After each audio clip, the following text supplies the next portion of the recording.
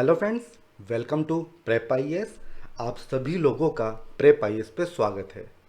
Friends, इस series में हम लोग daily answer writing sessions conduct कर रहे हैं एंड सिस्टम कुछ इस तरह से है कि Monday to Saturday daily 11 AM पे हम लोग 2 क्वेश्चंस पोस्ट करते हैं। कहाँ पर?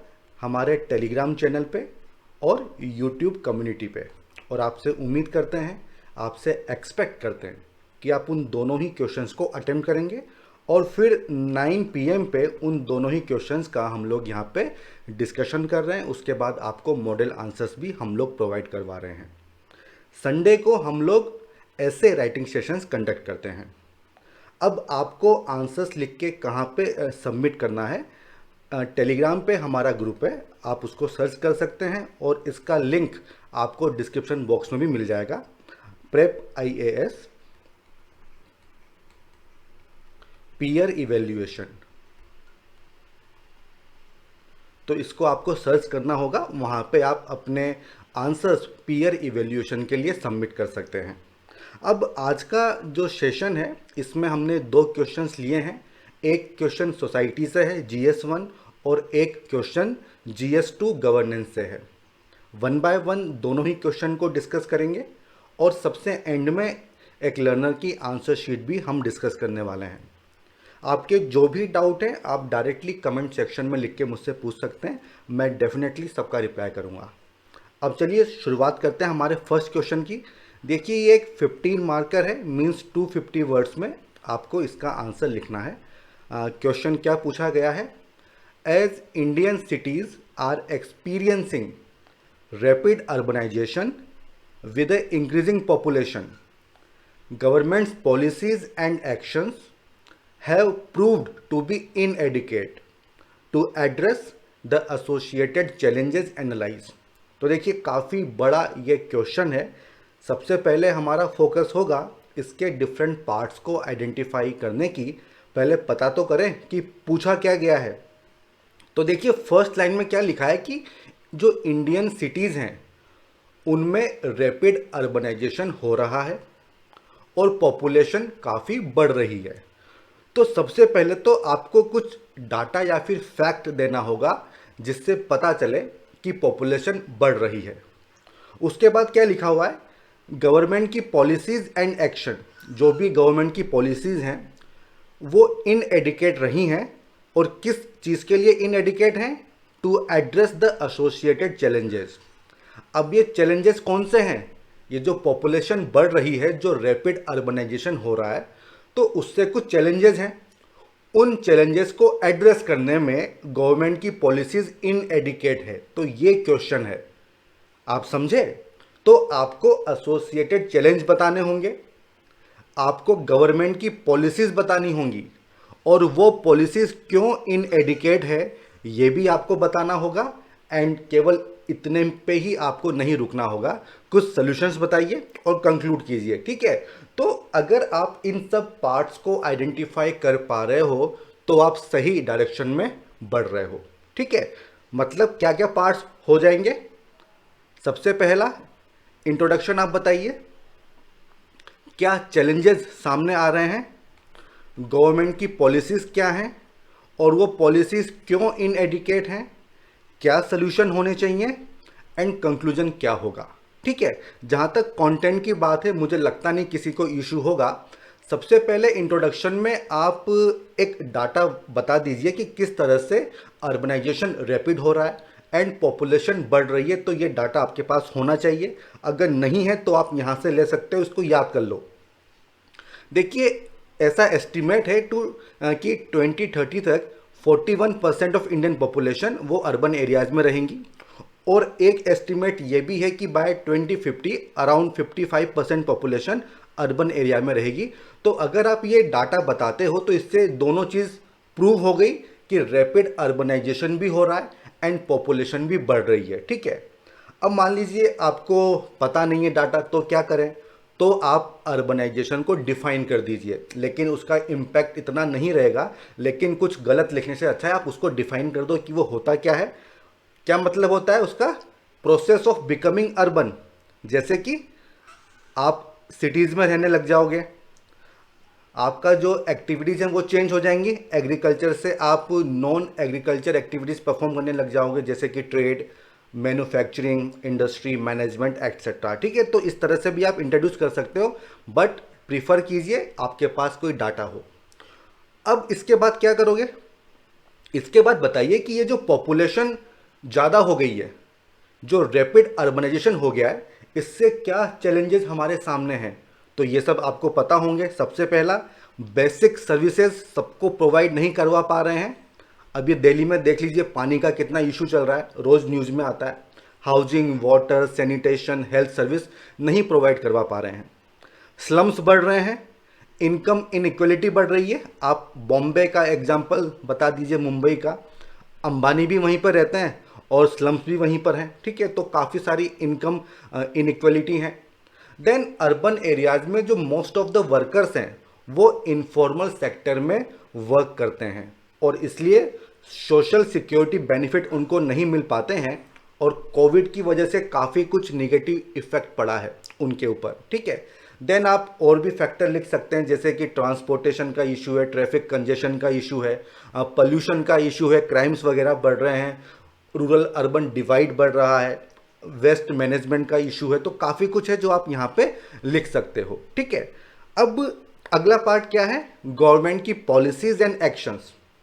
तो देखिए, अर्बनाइजेशन को लेके गवर्नमेंट की जो पॉलिसीज हैं उनको आपको मेंशन करना होगा।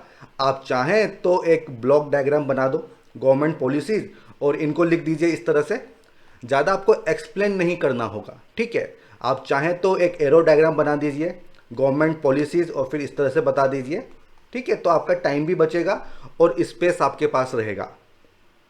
प्रधानमंत्री आवास योजना, अमृत के बारे में बता सकते हो, स्मार्ट सिटी मिशन है, स्वच्छ भारत अभियान है, then National Urban Livelihood Mission. तो काफ़ी कुछ है लिखने का, आप यहाँ पे मेंशन कर सकते हो।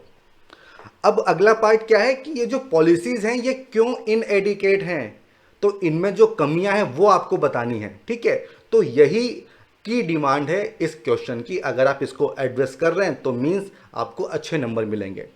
तो इन स्कीम्स में क्या कमियां हैं? जहाँ तक पीएम आवास योजना की बात है तो अभी तक केवल 18 लाख हाउसेज ही बने हैं और क्वालिटी का काफ़ी ज़्यादा इशू है। बेसिक सर्विसेज नहीं प्रोवाइड करवाई जा रही हैं, तो ये एक इशू है। जो स्वच्छ भारत मिशन है उसमें फोकस क्या है? टॉयलेट बनाने पे, लेकिन क्या कोई उनको यूज कर रहा है? इस पे फोकस नहीं है। ठीक है, तो ये एक इशू है। इसके अलावा टॉयलेट तो बना दिए, लेकिन क्या उनमें पानी, वाटर अवेलेबल है? क्या सीवर्स अवेलेबल हैं? तो ये सब चीज़ें प्रोवाइड करवाना अभी भी एक चैलेंज बना हुआ है। तो इसलिए हम कह सकते हैं कि जो गवर्नमेंट की पॉलिसीज़ हैं, जो एक्शंस हैं, वो कुछ काम तो उन्होंने किया है, डेफिनेटली कुछ इम्प्रूवमेंट तो है, लेकिन फिर भी अभी भी वो इनएडिकेट हैं और उसके पॉइंट्स आप यहाँ पे बता सकते हैं कि वो क्यों इनएडिकेट हैं। इसके अलावा सॉलिड वेस्ट मैनेजमेंट अभी भी इशू है, अभी भी लैंडफिल्स वगैरह होते हैं। ठीक है, उनका सेग्रीगेशन नहीं होता है।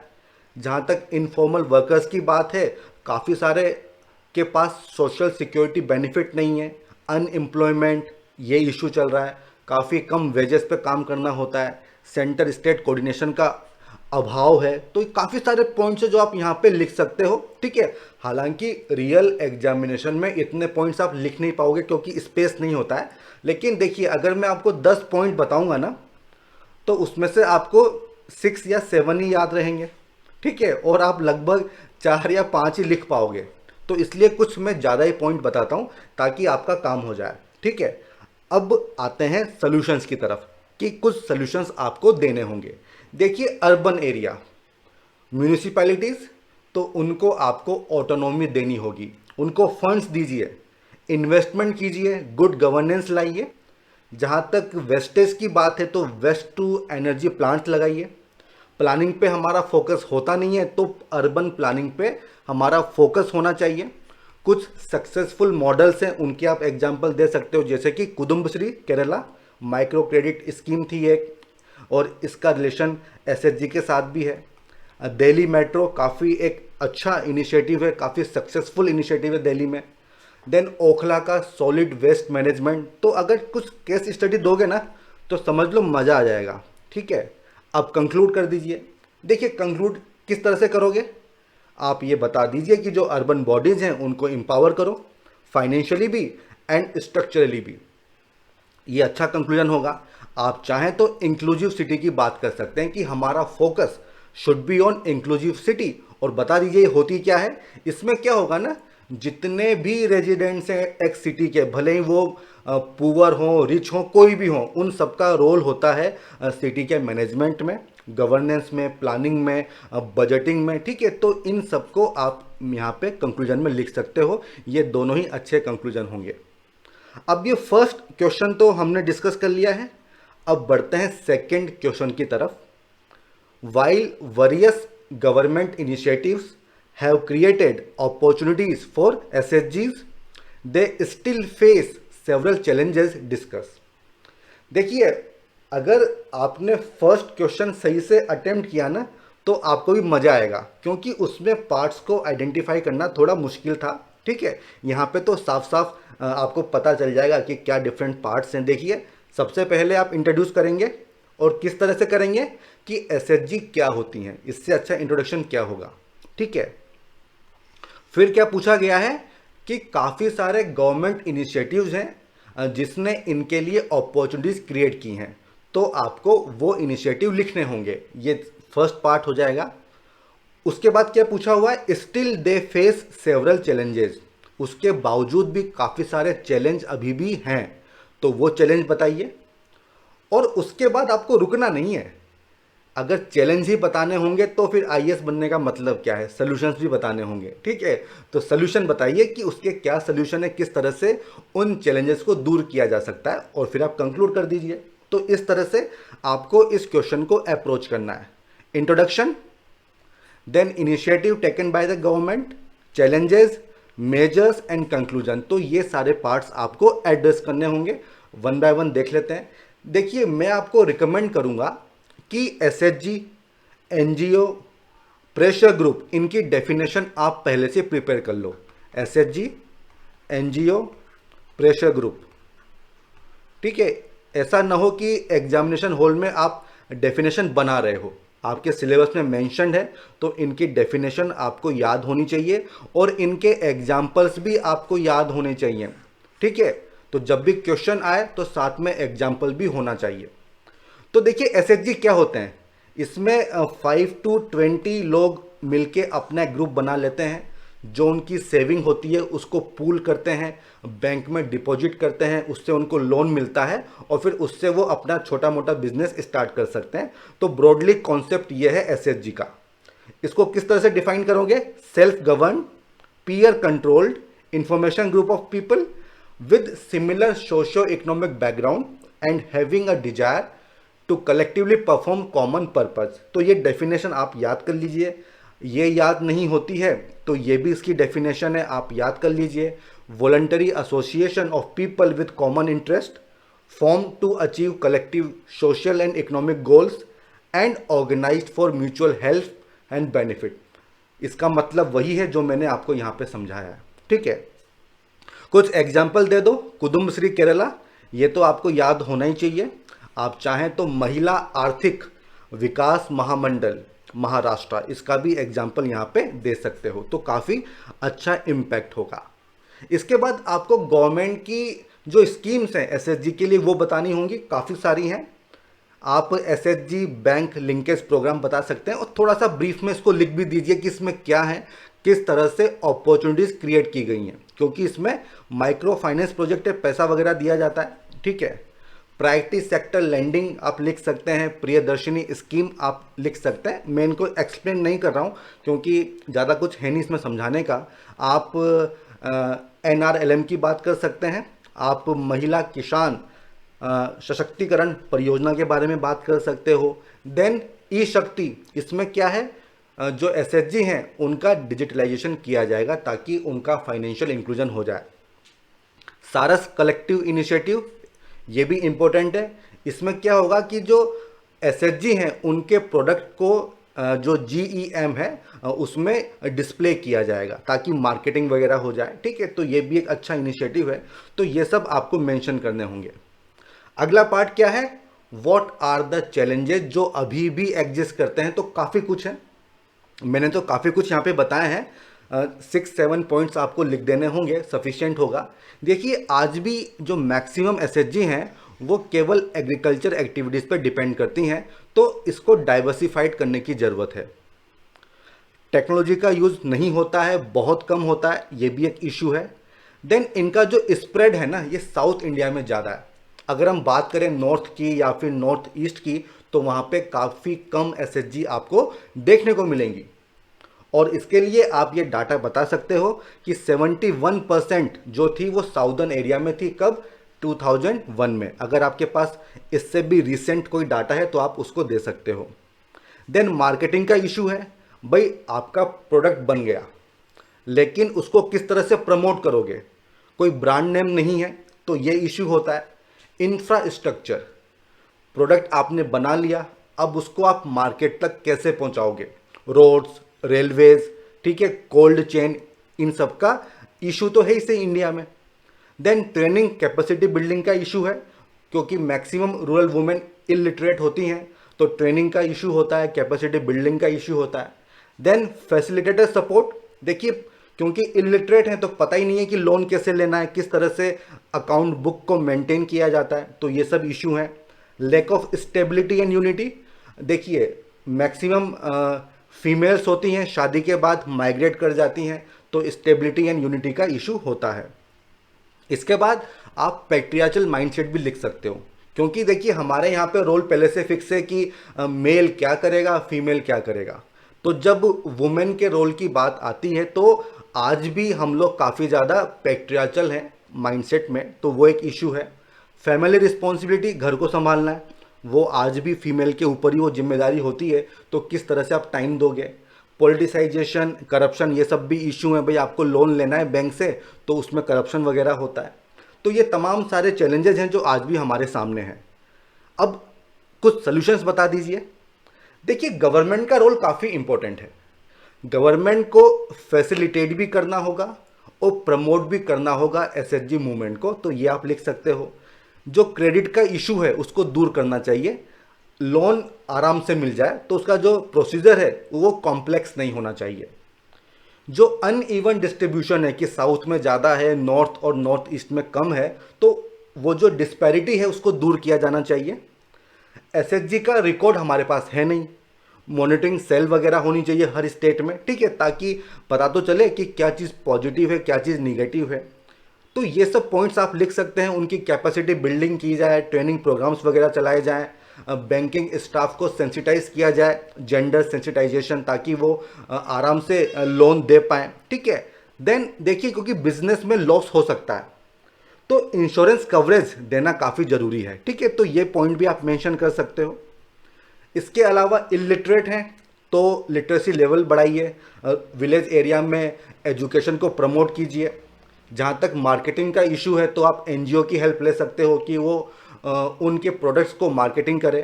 तो ये सब काफ़ी सारे सॉल्यूशंस है जो आप यहाँ पे बता सकते हो। अब इसके बाद आप कंक्लूड कर दीजिए। देखिए काफ़ी तरीके से आप कंक्लूड कर सकते हो, ठीक है। आप चाहें तो वन ऑफ द सॉल्यूशन को आप कंक्लूजन में डाल सकते हो अगर आपको कुछ सूझ नहीं रहा हो। अभी देखिए कोविड पेंडेमिक है और पेंडेमिक में काफ़ी इम्पैक्ट हुआ है एसएचजी को, तो आप उससे एंड कर सकते हो कि हमारा फोकस होना चाहिए इनके इकोनॉमिक रिवाइवल एंड रिकंस्ट्रक्शन को लेके in the post pandemic times. तो ये एक अच्छा कंक्लूजन होगा। आप और भी एन नंबर ऑफ तरीके से, एन नंबर ऑफ वेज से इसको कंक्लूड कर सकते हो, ठीक है। तो ये दोनों ही क्वेश्चन हमने यहाँ पे डिस्कस कर लिए हैं। अब नेक्स्ट सेगमेंट स्टार्ट करते हैं, आंसर शीट देख लेते हैं। और आज भी मैंने वैसे ही किया है, दो अलग अलग लोगों के आंसर्स लिए हैं ताकि दो लोगों को गाइडेंस मिल जाए। देखिए फर्स्ट क्वेश्चन है अर्बनाइजेशन वाला। इन्होंने किस तरह से स्टार्ट किया है?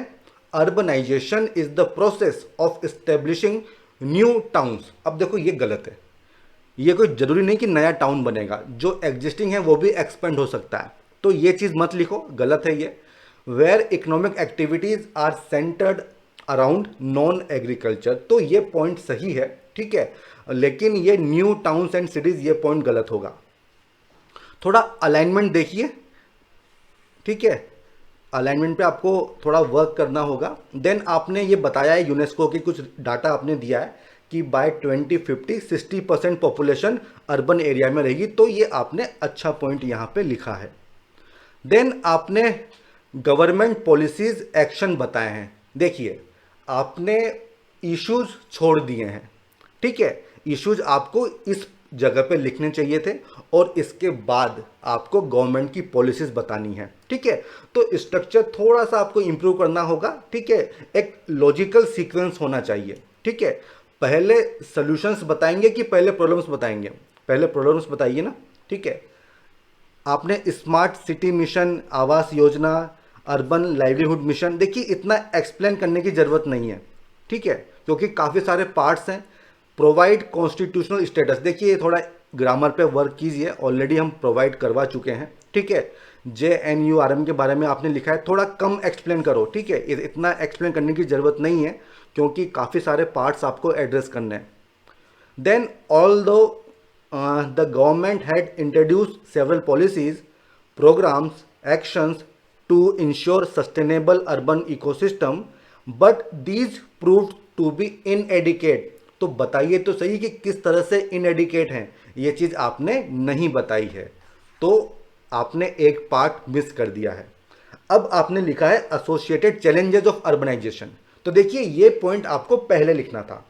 जहाँ पे आपने स्कीम्स बताई हैं उसके पहले ये वाला पॉइंट आना चाहिए था, तो मज़ा आ जाता, ठीक है। स्लम्स को आप डेवलप करवा रहे हो, इतना ज़्यादा मत लिखो क्योंकि स्पेस काफ़ी कम रहता है हमारे पास। आप चाहें तो बुलेट पॉइंट्स में लिख दीजिए, 1 या 2 लाइन में, ठीक है। देन आपने पोल्यूशन की बात की है, अर्बन प्लानिंग की बात की है, डिफॉरेस्टेशन की बात की है, प्रॉपर ऑटोनॉमी की बात की है, लैक ऑफ प्रॉपर ऑटोनॉमी की आपने बात की, तो ये सारे पॉइंट्स आपके सही हैं।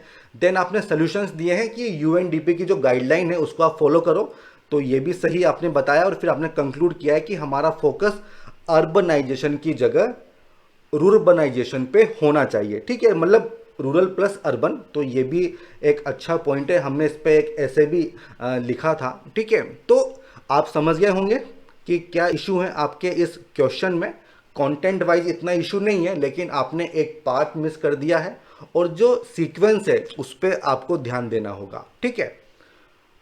और ना इतना एक्सप्लेन मत करो, आपका फोकस नंबर ऑफ पॉइंट्स पे ज़्यादा होना चाहिए। पॉइंट्स ज़्यादा हो, मोर पॉइंट्स लेस एक्सप्लेनेशन, ठीक है, यही एक प्रिंसिपल है, मोर पॉइंट्स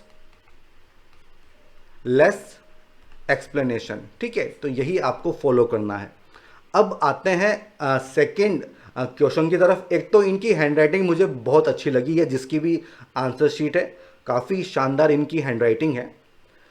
SHG को शुरुआत में डिफाइन किया है, देन आपने बताया कि इंडिया में 6.6 मिलियन SHG हैं। तो देखो यहाँ पे पैराग्राफ चेंज कर दो, आपने डिफाइन कर दिया, नंबर्स बता दो, फिर आपने क्या बताया है कि despite government initiative they face many hurdles. तो देखो इसको आप इंट्रोडक्शन में मत लिखो, ये राइट प्लेस नहीं है, ठीक है। आप इनिशिएटिव लिखो, उसके बाद आप बताइए कि despite several initiative still there are certain challenges, ठीक है। तो इस तरह से आप लिखिए, इंट्रोडक्शन में आप प्रॉब्लम मत बताइए, वो चीज़ सही नहीं है। देन आपने गवर्नमेंट के इनिशिएटिव बताए हैं, SHG बैंक लिंकेज, ग्राम स्वरोजगार, livelihood mission, then state government initiative.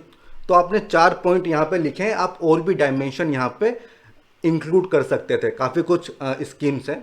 Then आपने बताया challenges, access to rural banking, information gap, governance का इशू है, वाइबिलिटी का इशू है, डिसइंटीग्रेशन है, लॉन्ग पीरियड हो जाता है, पार्टिसिपेशन का इशू है। ये सब पॉइंट सही हैं, लेकिन क्या है ना, आपने की पॉइंट थोड़े मिस कर दिए हैं, ठीक है। जो मतलब इंपॉर्टेंट पॉइंट है या मोस्ट रिलेवेंट पॉइंट्स है वो आपने थोड़े मिस कर दिए हैं, तो उनको आपको यहाँ पर ऐड करना होगा। Then measures to overcome challenges, capacity building, last mile reach of banks, promoting SHG led entrepreneurship projects, advocacy through grass root level organisation. तो ये सब अच्छे पॉइंट्स हैं। डिजिटल फाइनेंशियल इंक्लूजन, ठीक है, ये भी एक अच्छा पॉइंट है। आप और भी पॉइंट्स यहाँ पे ऐड कर सकते हो। मुझे ऐसा लगता है ना कि ये जो क्वेश्चन है ये 250 वर्ड्स में आपको लिखना है, लेकिन आपने काफ़ी शॉर्ट में इसको निपटा दिया है, ठीक है, तो ऐसा मत करो, जो एटलीस्ट 250 वर्ड्स तो आपको लिखने होंगे। देन आपने कंक्लूड किया है the role of SHG in the economic development of India has been reiterated by their performance during COVID-19 pandemic। ठीक है, considering their importance it is necessary to address the challenges। अब देखो, इस चीज़ पे मैं श्योर नहीं हूँ कि एसएचजी ने काफ़ी अच्छा परफॉर्म किया था क्या ड्यूरिंग कोविड। ठीक है, तो इस चीज़ का मुझे आइडिया नहीं है। अगर ऐसा नहीं हुआ है तो गलत इन्फॉर्मेशन मत लिखिए, और अगर ऐसा है तो फिर तो ये पॉइंट सही है। ठीक है, considering their importance it is necessary to address the challenges that they face, keep them from functioning effectively. तो ये बाकी की लाइन तो आपने अच्छी लिखी है, ये कंक्लूजन भी अच्छा है, केवल ये देख लीजिए कि ये स्टेटमेंट सही है या नहीं है, मुझे इसका आइडिया है नहीं। ठीक है, बाकी राइटिंग आपकी बहुत अच्छी है, डायमेंशंस आप ऐड कर सकते हो। ठीक है, शॉर्ट में आपने आंसर लिखा है, थोड़ा सा इसको एक्सपेंड करना होगा और डायमेंशंस आपको ऐड करनी होगी। तो फ्रेंड्स, ये दोनों ही क्वेश्चन और आंसर शीट भी हमने डिस्कस कर लिए। आई होप आपको ये लेक्चर पसंद आया होगा। अगर आपके कोई भी डाउट हो तो आप कमेंट सेक्शन में डायरेक्टली मुझसे पूछ सकते हो।